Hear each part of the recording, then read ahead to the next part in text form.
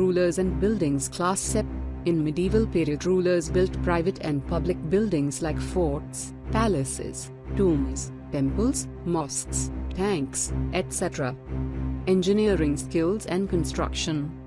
Monuments provide an insight into the technologies used for construction.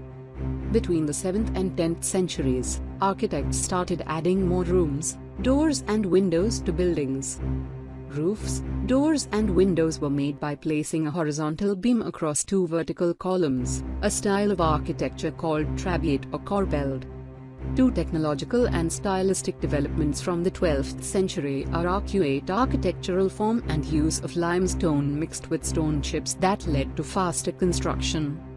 Assimilation of Indian style with Persian style of architecture was prominent. Buildings, temples, mosques and tanks.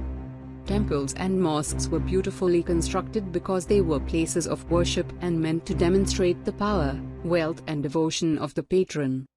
The largest temples were all constructed by kings. The other, lesser deities in the temples were gods and goddesses of the allies and subordinates of the ruler.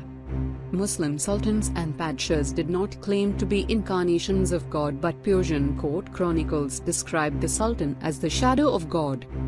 As each new dynasty came to power, kings wanted to emphasize their moral right to be rulers.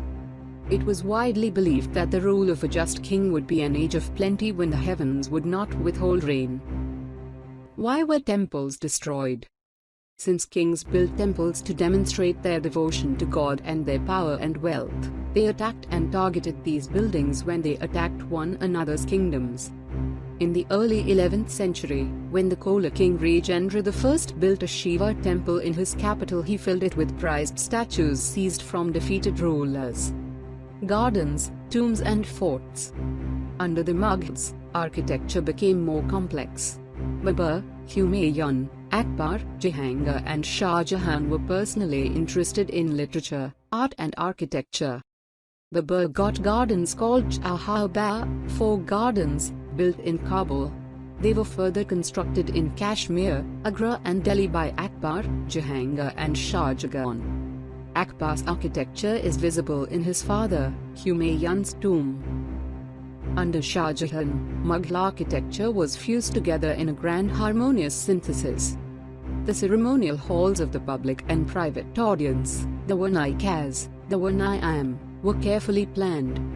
Shah Jahan adapted the Jahabagh technique in the layout of the Taj Mahal, the grandest architectural accomplishment of his reign.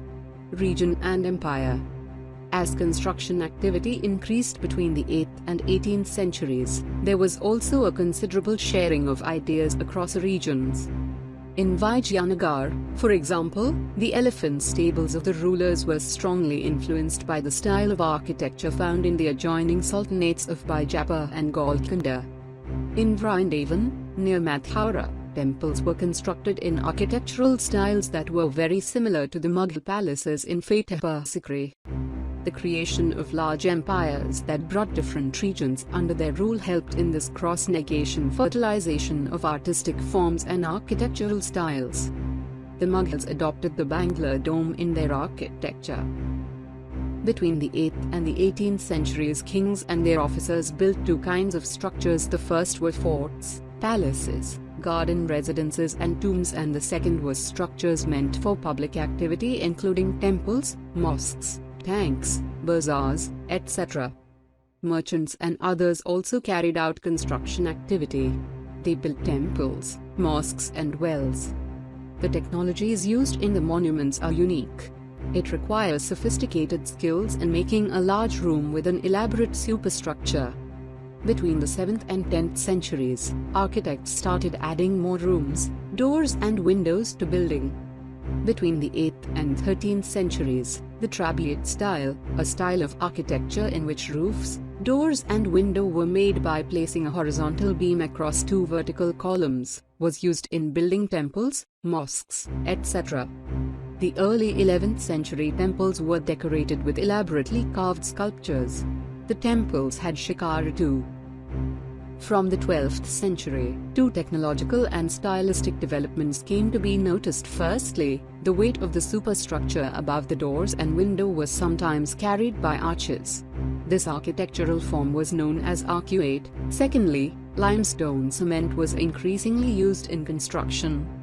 Temples and mosques were built to demonstrate the power, wealth and devotion of the patron. According to an inscription, the Rajarajeshwara temple was built by King Rajarajadeva for the worship of his god, Rajarajeshwaram. Here, it is worth mentioning that the name of the ruler and the god are very similar. The king took the god's name because it was auspicious and he wanted to appear like a god. But Muslim sultans and padshahs did not claim to be incarnations of God. However, Persian court chronicles described the sultan as the shadow of God. Rulers offered patronage to the learned and pious people. Rulers also built tanks and reservoirs and got praise. Sultan Iltutmish won universal respect for constructing a large reservoir just outside Delhi Ikana.